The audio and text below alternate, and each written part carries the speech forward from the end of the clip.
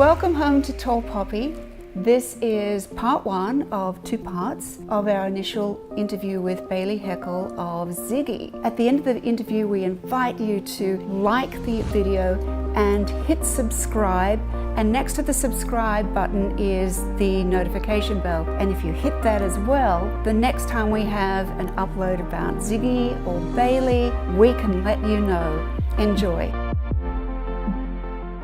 If drive, execution, and kick-ass operational architectural skills could have a face of vivacious joy, it would be our next guest here today. From California's high desert chinchilla farming to 1.5 million views on your YouTube piece on how to tie a scarf when you were VP of brand operations at Coldwater Creek, then moved across to VP of product operations at Lululemon, and now a co-founder of a brand new startup, a compassionate consumer platform and retail site, Ziggie, is today's guest, Bailey Heckel. Thank you very much, Josephie. I love having you here.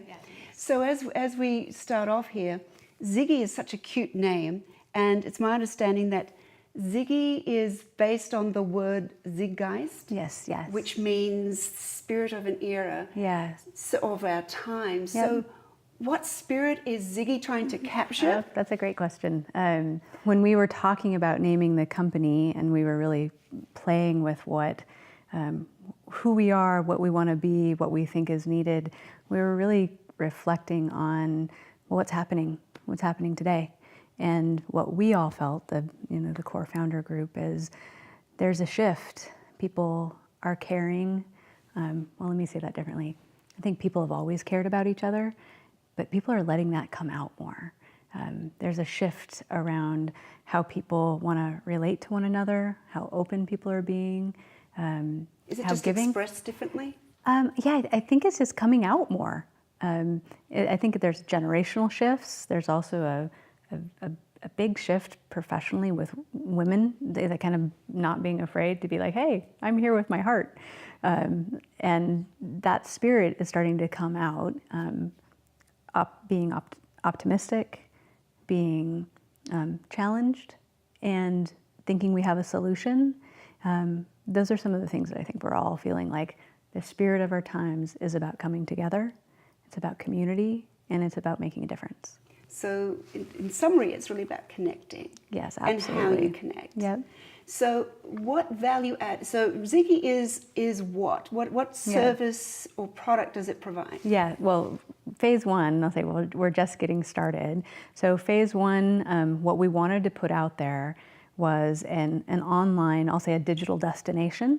So I don't want to say a marketplace because I think that's very limiting, but in simple terms, all of the products and services that we carry on Ziggie have a value proposition beyond just the product. So sustainable manufacturing, the businesses themselves give back to their communities. There's something in that space where they are working towards a sustainable economy.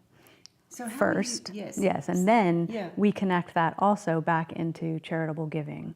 So it's a connection between commerce and concern, and really honoring an individual's personal, intimate concerns.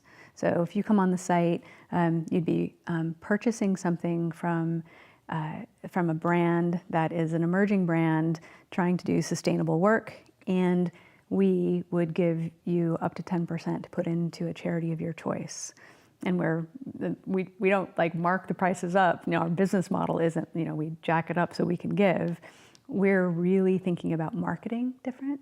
And instead of spending marketing money in all the traditional ways, which a lot of folks will talk about aren't working, we think about that as how can I connect directly to you, and how can I help you connect directly to something you care about. So are you using the consumer as part of the marketing plan itself to reduce the costs? Are you making a partnership with the it's businesses? More of a, I'll say it's more of an ecosystem approach. So we have relationships with nonprofits. And so what we say for the nonprofit organizations are, come on the site, let us tell your story, let us get you exposure to other donors that might not know you. Mm-hmm. You say to the brands and service organizations, come on our site, let us get you exposure to other people that you might not get exposed to. And what we say to our community, who are consumers, but I guess I don't think of it quite that way. Yeah. I say to our community is, if you're going to be shopping, shop for something that you feel good about purchasing, and then let us donate to something you care about in your name. So the two questions immediately spring to mind is, so how does the consumer donate, and then how do you keep that robust? Yeah. And then you probably add value adding in that activity, I'm sure, knowing you, and how would you do that? And then secondly is, how are you going to be validating the charity? Sure. And yeah. So that's an important element, because as we know, so many of the charities that are out there, and as having started one myself for my daughter and her friend, is validating the expenditure within that entity is a huge concern. Of course, people. That you bring up something we talk about quite a bit. So how we've approached this, so in phase 1, Ziggie 1.0, our job is not to be the arbitrator of, is this a good organization or a bad organization? Our position is, if it is a legitimate organization, and 501c3. Yep. And if it is a legitimate organization, then we'll make that donation. Now, we've got some bylaws on some things that we as a company don't support. We can get into those details at some point. But if it's a legitimate organization, we will make the donation. And it's Ziggie, at this point, it's Ziggie making the donation in your honor. So kind of behind the scenes, of course, we've got that all, auditable and trackable, and how that's occurring. However, Ziggie 2.0, one of the things that we want to solve is that idea about transparency. So some of the technology things that we're working on right now, I think will bring to life real visibility around, well, what's happening with the money? What impact is actually happening? And I'll say one of the things that's been awesome in starting to work closer with impact organizations, and that's our internal language, is, we don't call them charities or nonprofits, we're calling them impact organizations, because in all of the areas of the world that they're focused, they're making some sort of impact. So are you, you were saying that you've got some criteria for choosing these? And again, it's not like it's these impact organizations. Yeah, they have to be a legitimate organization. Right. Today, and I'll just use this as an example. For me, an organization that has kind of an 80-20 rule around money to the field versus operational expenses, that's kind of how I like to look at it. And what I'm learning more and more, that's not necessarily always true with all organizations. And there's lots of considerations as to why that may or may not be true.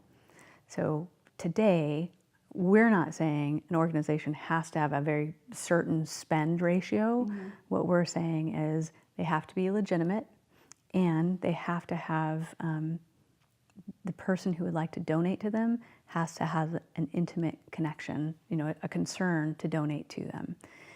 Our next iteration, we're going to start to bring things forward so we can actually show some transparency. Right. And what I was about to say was, we're really pushing the organizations to be able to make an impact statement, like X dollars, $500 saves 1,000 sea turtles.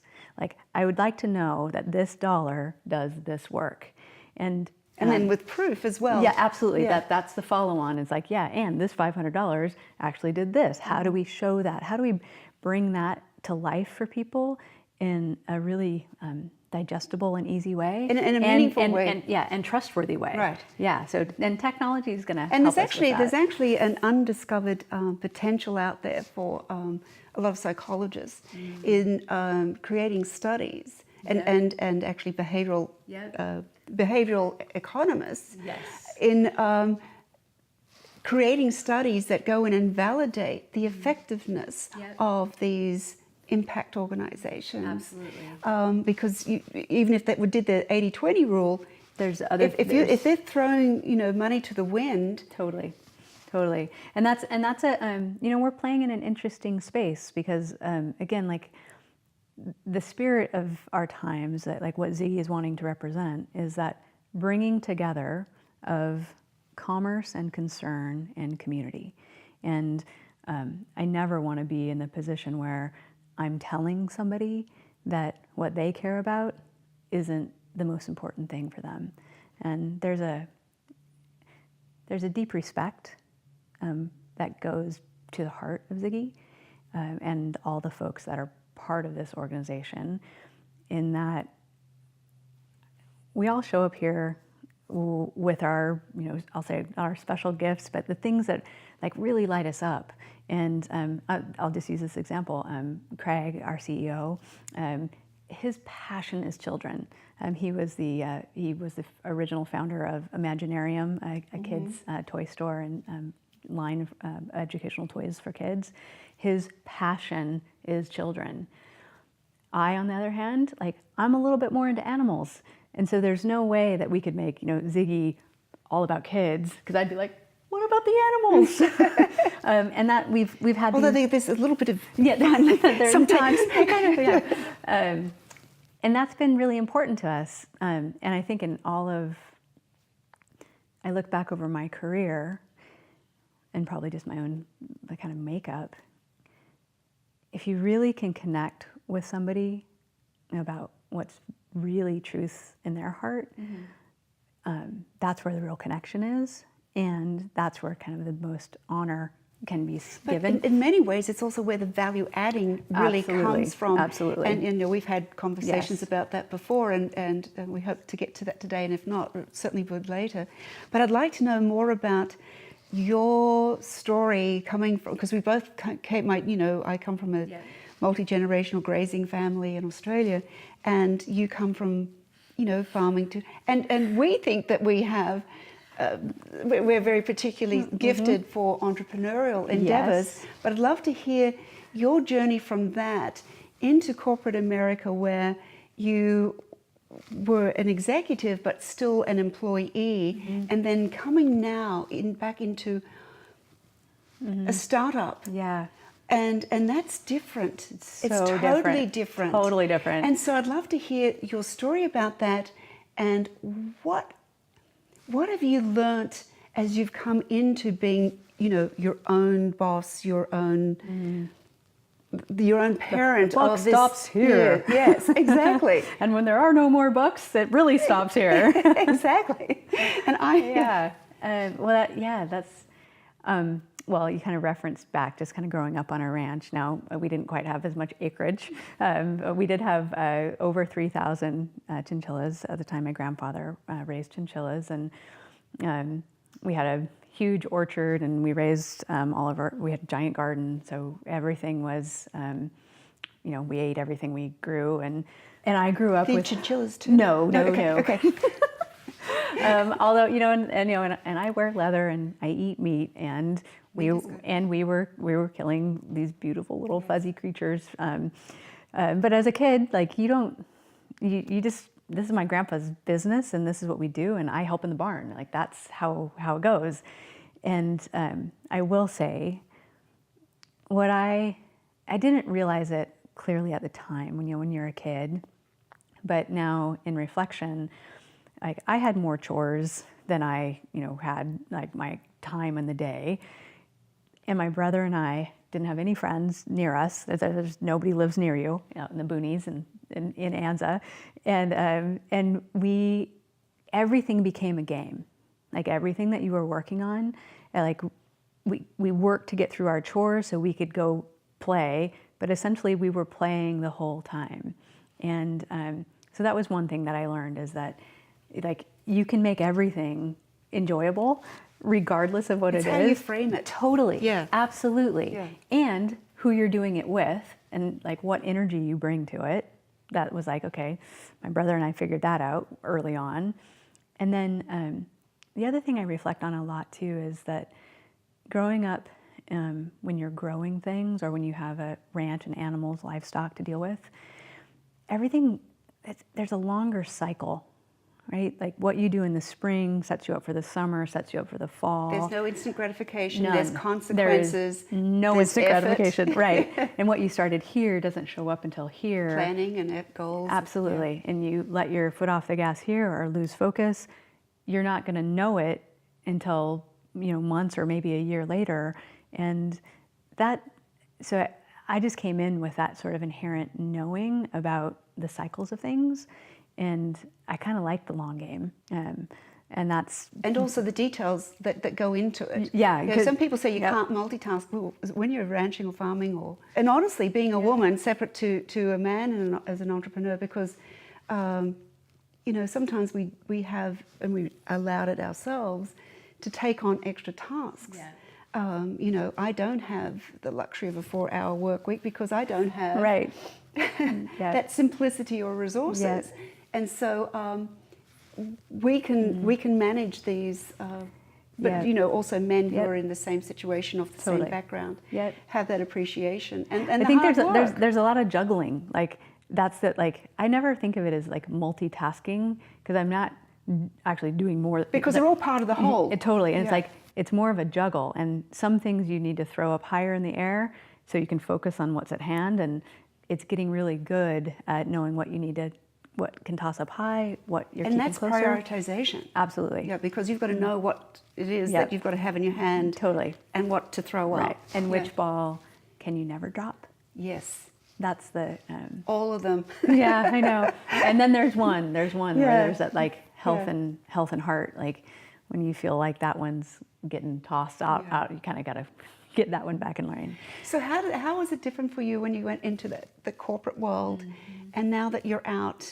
Yeah. And now that you're out and you're in a startup, which I never expected to be in, which is really tell us that story. Yeah, I never thought I would be in retail. That also. And why retail? Why retail, right? While I was in college, I went to school in California in Santa Barbara, and I worked my way through college. So I had a few waitressing jobs, and I worked in some retail jobs, and there was a company started there called the Territory Ahead, and Bruce, the founder of that company, I walked into that company, and they had a sales girl job open. I was like, I live across the street, and it was. And I know how to do scarves. Yeah, that came later. And so what I experienced there, though, was Bruce was the first person who absolutely took that I experienced, the brand experience that he was creating for his company, and that came to life throughout the entire company. And how did he do it? He did it with bringing the visuals that were the outward-facing visuals were all inwardly facing. Our environment was the woody materials and the things that we were presenting as a brand experience outwardly. You felt like you walked into it, right? And so it was the whole package. Totally. Yeah. And I think at the heart of the Territory Ahead was the sense of adventure and the sense of finding yourself. And we were building a company, and he let you find yourself in it.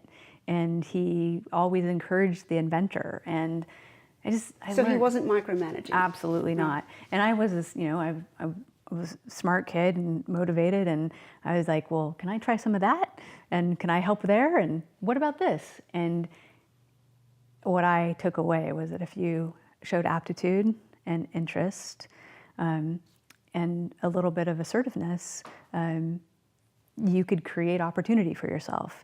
And he showed me that, and he let me have that. So I dabbled in a bunch of stuff, and it was never the selling of things that interested me. It was, how does this all work? The process. Yeah, and how do we create a, well, this goes back to my ranch upbringing.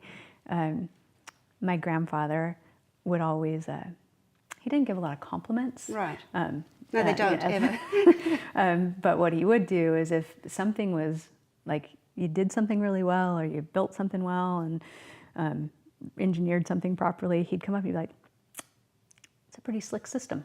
And that was it. And it was like, I got slick system. Woohoo! Yeah, because when we had to do that, it was innovating. It was oftentimes using wire. Totally, I was going to say it was like baling wire, some twine, chunks of, which is what we do here all the time. chunks of wood. And, yeah, to this day, my husband's like, do you realize how much like pieces of stuff you have? I'm like, I might make something with it. I might need it. It's not a hoarding problem. I'm not a hoarder. I think I'm going to make something with it. Right. It's like the useful box that Exactly, we used to have. exactly. Yeah. Well, yeah. So I got into it.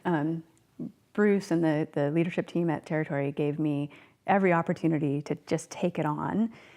So I ended up staying in retail throughout my whole college with them. And your degree was in? Sociology. Sociology. Yeah, like a little bit of psych and then sociology, and was... Well, you were sort of like in applied sociology. Well, that's exactly what I feel like, is that in business of all natures, what the common denominator is people. And whether it's small groups or big groups. And there's cultures and there's societies and there's belief systems. And people are in the middle of all of that. So I would never have labeled myself a business person.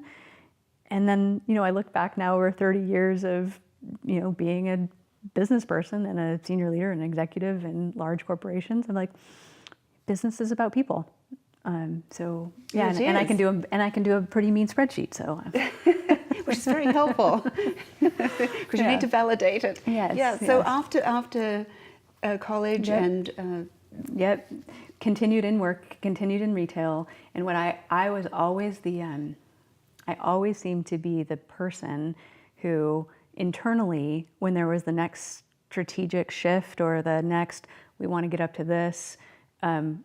I don't know if I was, if I just always volunteered or if I was singled out. Give a busy person a job to do. And it'll get done. Yeah. And then it's like, well, what's next? And I was always the one who kind of broke ground. But that takes a lot of guts, because if you don't break the ground very cleanly, then you're going to be the fall guy. And so there has to take a little bit of bravery to do that. Yeah, I guess so.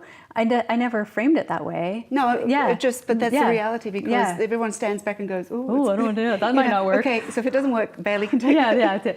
And I was always the kid on the playground who was like, "Okay, everybody, I've got an idea for a game." So you're the leader. I just made it up. Yeah. So I think then. You're the Sheryl Sandberg bossy. Yeah. So I was like, well, we'll just make it up as we go. Yeah. And if we make it fun and we stay connected and we realize we're a team. That's perfect pivoting. Totally. Then we'll. It's lean startup in the making. That's what you were doing. I didn't even know what I was doing. Yeah. I was doing it. So pivot. Yeah. And it's like water flowing the easiest way. That's brilliant. So you had lots of practice. Yeah. And I didn't even realize. I think that's when kind of you're in the flow of your life. Is you don't realize that all of those things that are coming natural are the skills and things that you need for next. And we don't realize sometimes that all those menial jobs that we used to do in the past will come back, and as Steve Jobs said, if you connect the dots backwards, you'll see that they really do help. And you mentioned flow, and we've been talking about that in other conversations. So how important do you get a state of flow, like you're a SEAL team where you're a team that can just actually get into a flow state with Ziggie, because it's hard enough for individuals to get into a flow state. Yeah. So do you find with your partners that you can get into that?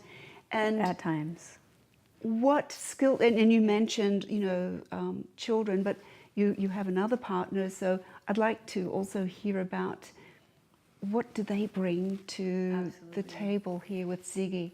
Yeah, that I will say it is. We are kind of that transition from like corporate. I was a VP at Lululemon for about 3 years, and that's where I met one of the women who's Susie Park, who's part of this the Ziggie team. She's our chief revenue officer. She and I worked together at Lulu for a long time. And what did you do at Lulu? I was the VP of operations, focused on product. Fantastic. Yeah, and Susie. And there's a lot of transition at Lulu because it was going, it was scaling up. It was. Oh yeah, it was crazy. Yeah, it was crazy good. Crazy good. There was senior leadership change, or the executive leadership would change. A new CEO came in not long after I had been there, and what we were doing, we were literally re-engineering the plane while it was in the air. From processing side? Absolutely. And infrastructure, data, processing, training, onboarding. When a company, what I've experienced, when a company is in a fast growth phase, and Lulu was on that for a really long time, it's very easy to kind of not pay attention to the infrastructure pieces. That's, that you could replace Lululemon's name in that sentence, with everyone. That's a common thing. And so, but at a certain point, if you don't have the infrastructure, the company falls down. And I always had this picture of a cheerleading pyramid. Here's the girls on the bottom of the pyramid, and here's the girls on the top. And if you don't have the bottom, you just have a chick with pom-poms. And there's a t-shirt there. So when I started, the product operations team, I think, was about 8 folks, maybe 12, because there was a couple people overseas. And I pivoted that to ultimately be about 80, and in 3 years. Yeah, and we brought in, and what we turned it into then was 5 distinct functional capabilities that I'll say pillar of the company was missing, and we did a lot. So you had no hub to pivot about. Yeah, so we built that, Right. which was, so this is where that kind of that entrepreneurial spirit, I think, has always been born in me, is that I could go into a circumstance, a situation, an organization, and by seeing how things were connected or not connected, where the slick system wasn't occurring, I could see needs. And I'm really proud of myself, actually. I was also then able to go back and say, and essentially pitch, because that's what you do, right? Inside of a company too. Yes. I need $7 million to do X. And as I'm saying that, this leader is saying they need X million to do Y. And many of the strategic initiatives that were launched from an operational perspective at that time, we got those things funded, and we got them done. So you had to compete against internal right, needs absolutely. and drives, right? Yeah. But it showed also a clarity in the hubris of this fanatical growth, that you had this ability, it seems, to stand back and just say, okay, what else is missing? Well, that's my yoga. Yes, your yoga. That's why I also fit in at Lulu, because I'm a yogi. Stay centered. Like, I'm always on my mat. Even if you're not on your mat, you're on your mat. You're right. So you have to have that long 20,000 view plus being in the dogfight. Totally. And literally, like, it's, roll up your sleeves. Like, who's going to do this? You don't get to just talk about it getting done. You have to do it. You have to actually deliver what it is that you're talking about. Right, results oriented, yeah. yes. And I think execution is just key to everything. Absolutely. Absolutely everything. And it's I think it is also a critical piece in establishing credibility, because if you come in as the idea, I think it's right? actually fairly core. So, well, but it's like a lot of I've experienced some folks coming in a senior role, and they've got lots of ideas about what could be. But an idea that's not executed is just a dream. Totally. Right. Yeah. And that's just BS, basically, because you and I have come across this before, is that we've probably had partners or people that we've worked with who can appear to be great and seem to walk the walk, or they talk the talk, but they don't walk the walk. Yeah. And, when you're actually executing and just tearing your life up just to deliver, and these people are out there swimming about in their... shaking the pom-poms. It's, I want to do something with those pom-poms, yeah. Well, I think that's where growing up on a ranch probably comes back into bear, where... there was no one else to do it. Yeah, and if you didn't do it, it didn't get done. And as a family, and that translates to me into my work as a team, you're relying on each other to do your part.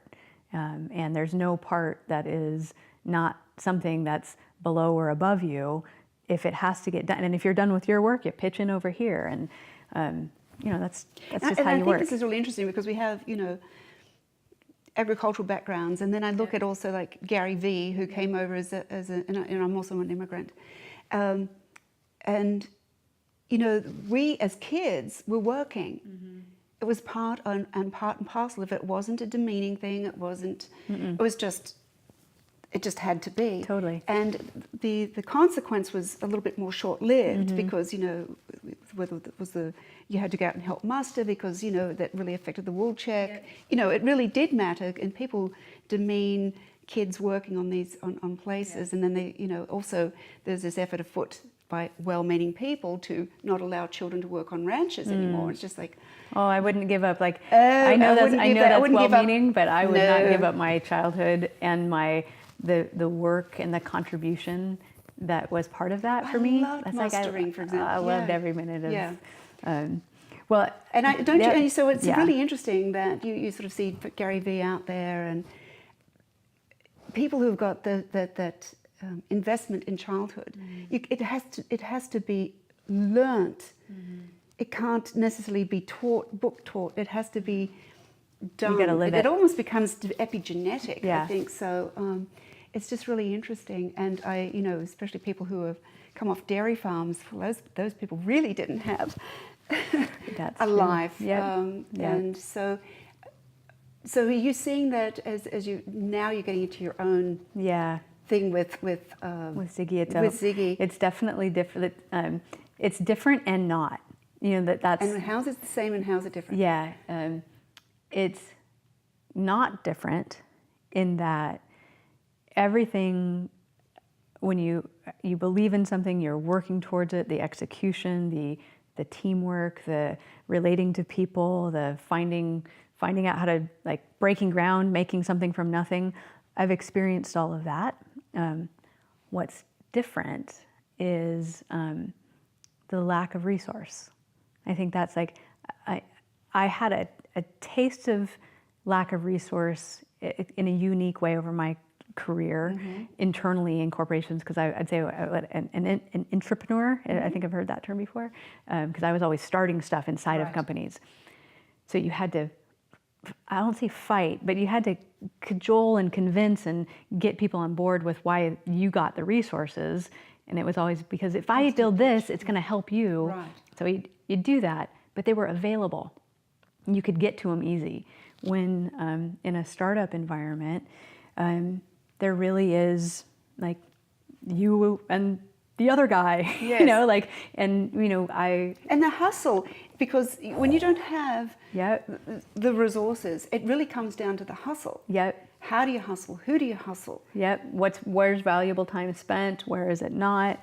We've been very fortunate in the growth of Ziggie, that everybody who's come onto the team has they've been good fits, which that is having a team where the people dynamic, like, you got each other's back. I don't know if are you sports, like baseball, American baseball? No, little. Okay, so I always use this analogy. It's always a movie in my head. Everything's a movie. I've always been picturing the folks that have been involved in Ziggie, like we're fielding a baseball team. And sometimes in the early days, there was Craig and me and Garrett, and that was it. You had 3 people on the team. And so you're trying to cover all the bases. And then you bring somebody else in, and now I'm on second, and I've got somebody else on third. And do you have a full team yet? Nope. We don't have a shortstop. So we're covering do short. Do you have a pitcher and a catcher? Sometimes I'm pitcher, and then I run and try and to be the catcher. And then you need to be the batter. Yeah. So who's on your team now? Who are the core people? Yeah, we've got a couple guys up in.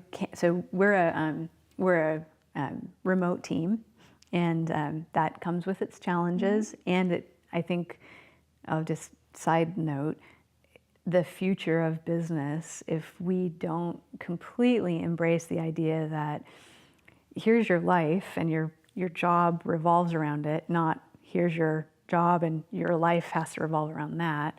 Like, we're really about life, and your job's a component of that. People want to live where they want to live. Right. They sometimes need to live where they're living. And so we've embraced that from our early ethos. So that takes a lot of maturity, but also takes confidence, but trust. Also reliability and a lot of strong character traits. Absolutely. To be able to be playing a team. Thank you for watching the video. I know that you're excited in following these people. Hit like, hit subscribe, and hit the notification bell. And we look forward to hearing from you and seeing you in your journey too.